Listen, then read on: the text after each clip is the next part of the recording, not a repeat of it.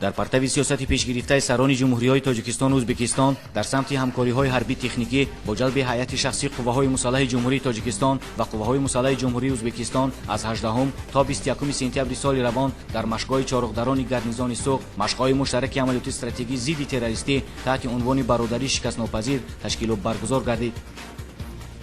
قابل ذکر است که یکی از عنصرهای مشق مذکور این سفربری شهروندانی در احتیاط قرار داشته کمیساریات‌های حربی شهر و ناحیه‌های ولایت سوق محسوب یافته در این سمت در کمیساریات حربی گرنیزان سوق ستاد متحده اداره قشون‌ها دایر گردید. با نظرداشت آن که جریان تمام مرحله‌های این آزمایش نظامی عملی نمودن تاکتیکی و طرح‌ریزی نمودن مطلبی به مشق‌ها پیش بینی شده تحت نظارت قطعی رهبری وزارت مدافع قرار می‌گیرد. مرحله‌های این مشق‌ها را وزیر مدافع کشور گنرال پالکونیک شیرعلی میرزا طریق مرکز اداری قوه‌های مسلح نظارت و خلاصه‌براری می‌نمود.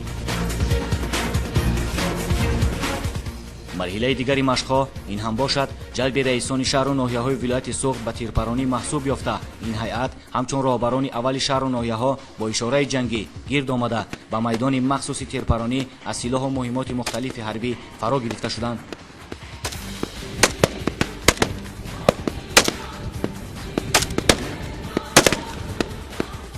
قابل ذکر است که در دوران 27 سال استقلالیت دولتی باری نخست میان نظامیان قوه‌های مسلح جمهوری تاجیکستان و قوه‌های مسلح جمهوری ازبکستان مشق‌های وسیع نظامی با جلب هیئت شخصی، تکنیک‌های مختلف نظامی، اوییسیای حربی و دیگر تکنیک‌ها و تجهیزات ضروری از هر دو جانب استفاده گردیدند.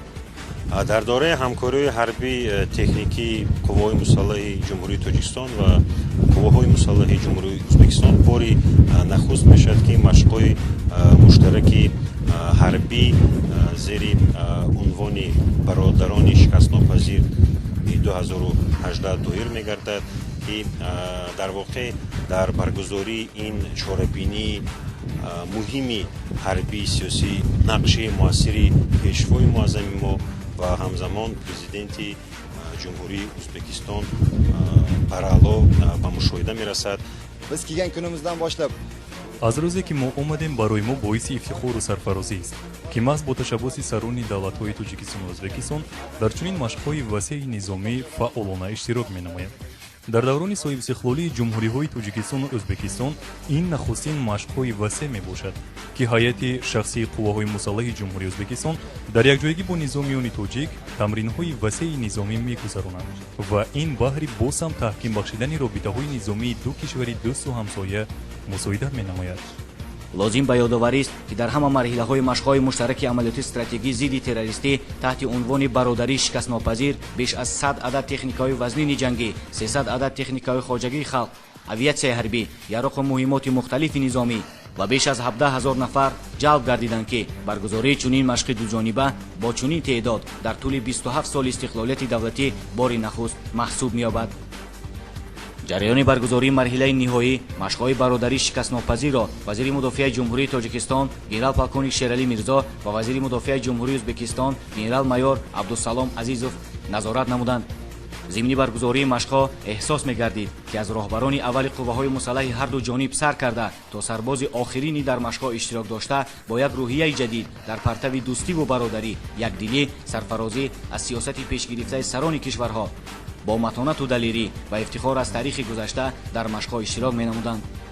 در واقع تاریخ گواه است که این دو خلق و ملت از یک وطن بوده تنها با دو زبان حرف می‌زنند.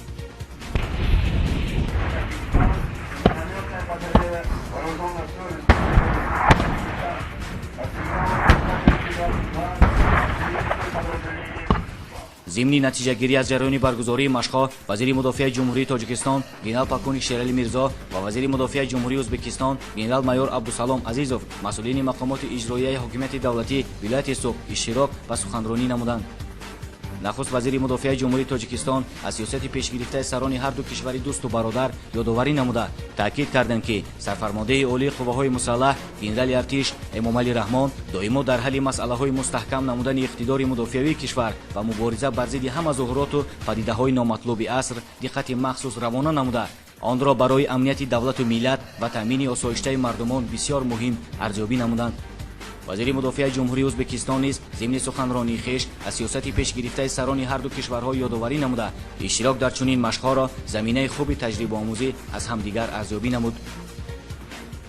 بعد از انجام سخنرانی حاضرین و اشتراکچیان فعال مشق‌های مشترک عملیات استراتژیکی ضد تروریستی تحت عنوان برادری شکست‌ناپذیر مدال و افتخارنامه‌ها از هر دو جانب یا خود رهبریت وزارت مدافع کشور و خدمتچیان حربی ارتش ازبکستان که در مشق‌ها اشتراک داشتند مدال و افتخارنامه و تحفه‌های خاطره‌ای تقدیم نمود.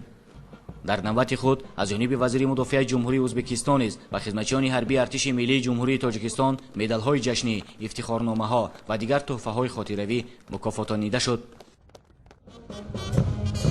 رسمی گذشت حربی از نسل منبر چون عاید دائمی نظامیان انجام بخش مشق‌های مشترک عملیات استراتژیکی ضد تروریستی تحت عنوان برادری شکست‌ناپذیر محسوب می‌یافت.